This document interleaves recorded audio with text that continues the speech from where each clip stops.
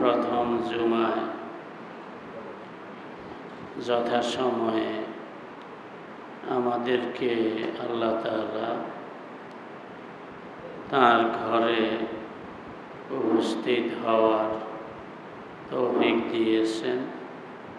এজন্য পড়ি আলহামদুলিল্লাহ। মুআজ্জাজ হাজিরিন,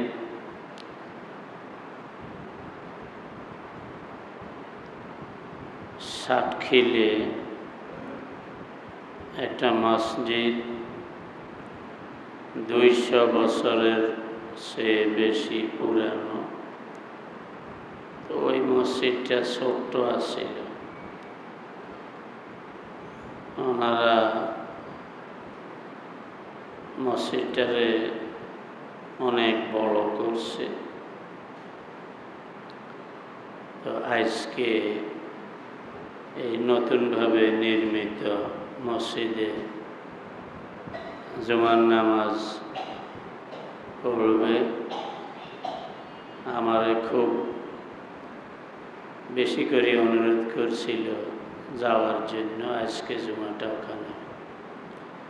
আমি বলছি যে না, আমি ফাঁকে এক জুমায় ছিলাম না, আর সামনে কোরবানি, ইয়াউমে আরাফা, এইসব ব্যাপারে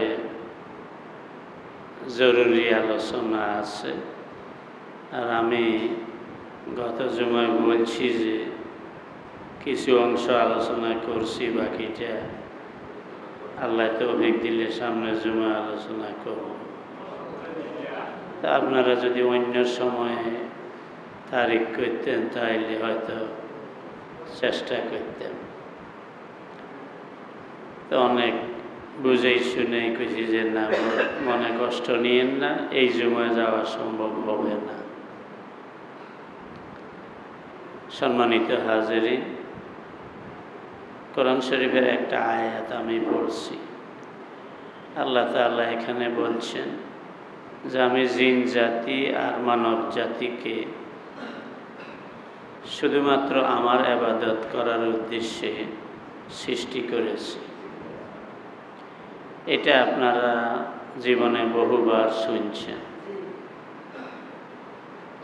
তো আল্লাহর ইবাদত কাকে বলে?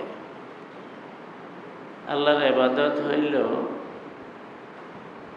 বান্দার জীবনের যেই কোনো কাজ আল্লাহ তাআলার হুকুম এবং নবীজির তরিকা অনুযায়ী করার নাম আল্লাহর ইবাদত।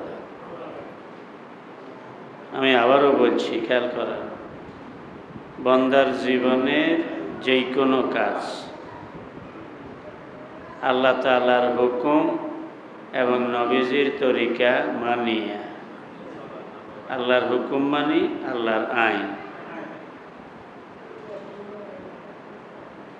আল্লাহর আইন, নবীর তরিকা, নিয়ম, ওইটা মানিয়া আমল করার নাম, কাজ করার নাম আল্লাহর ইবাদত।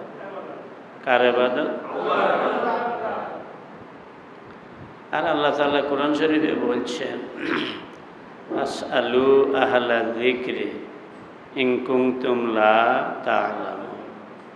তোমাদের যদি এলেম না থাকে তাইলে যাদের এলেম আছে তাদেরকে জিজ্ঞাসা করিয়া আমল করো।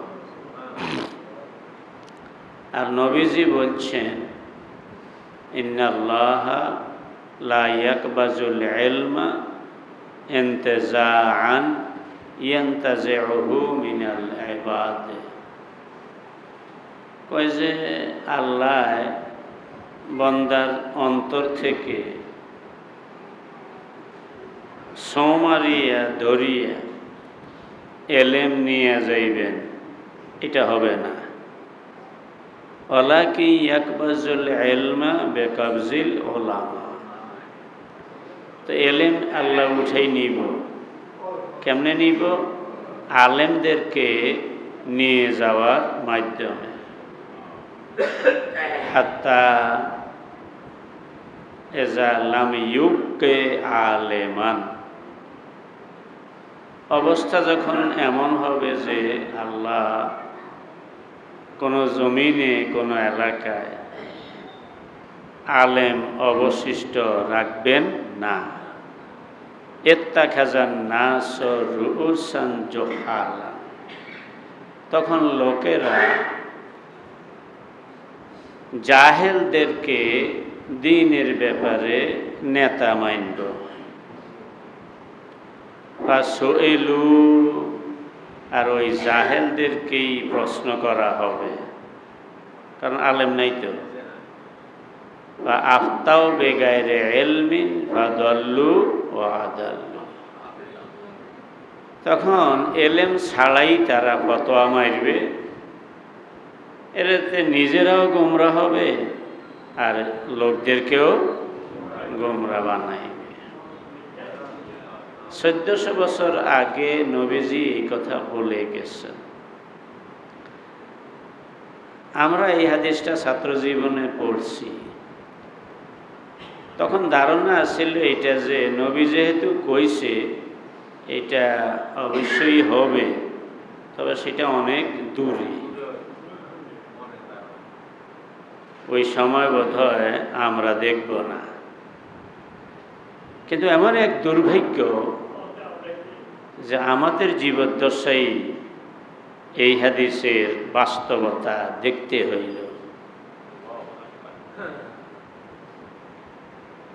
এবং শুধু দেখতে হয়েছে তা নয়, আপনারা দেখবেন হাটবার দিন প্রাইভেট কার একখান লইয়েই এক জায়গার মধ্যে বোতল কতগুলো রাখে, চতুর্দিকে লাল কাপড় দিয়ে ঘেরাও করে, গগজ একটা লাগায়, শার্ট পরে যে ওইটা প্যান্টের মধ্যে ইন করে, ওরা বুঝেও না তাই।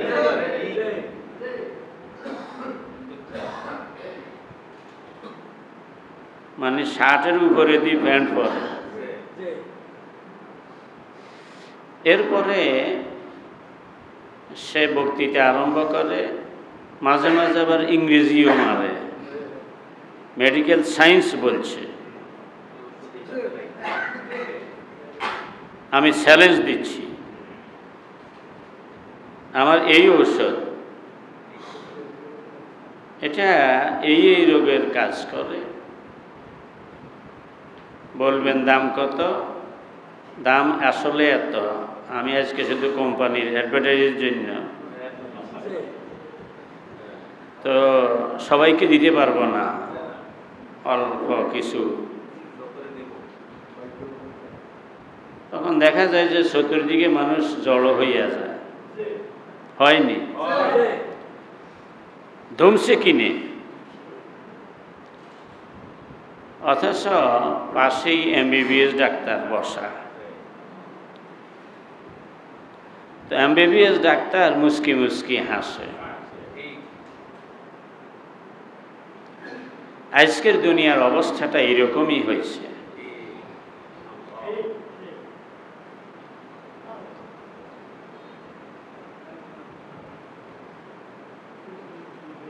এক এক বক্তার পোস্টার বিশাল আকারের, এবং তার অনুষ্ঠানে মাহফিলে লোক জায়গা দেওয়া যায় না। মাঝে মাঝে ইংরেজিও মারে, মাঝে মাঝে সঙ্গীতও টানে, আর বেকুবের গোষ্ঠী দল বাঁধিয়া কয় হ্যাঁ পাইছি আন্তর্জাতিক খ্যাতি সম্পন্ন। কিন্তু তারে যদি ফাজল কামেল থাক, আলেম বা দাখিলের একটা কিতাব যদি তারে পড়তে দেওয়া হয়, তাইলে শুদ্ধ করি একটা লাইন পড়ার যোগ্যতা তার নাই। সেই লোক মুফাসসিরে কোরআন, ইসলামিক স্কলার, আন্তর্জাতিক খ্যাতিসম্পন্ন।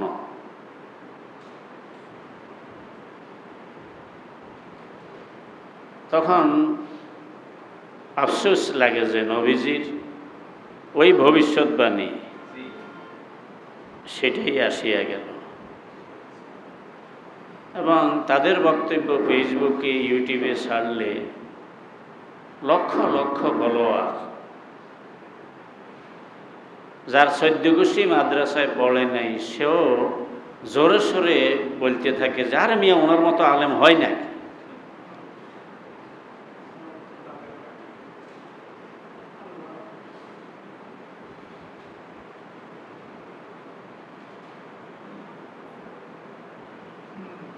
যদি আপনি বলেন যে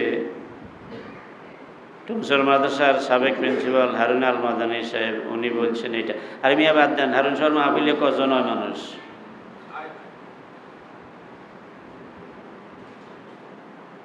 এই ধরনের কথা আসেনি দেশে,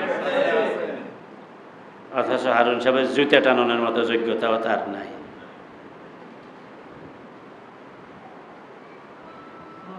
মনের দুঃখে কথাগুলো বলছি আজকে এই জন্য যে গত কয়েকদিন থেকে অনেক জায়গা থেকে মোবাইল আসছে।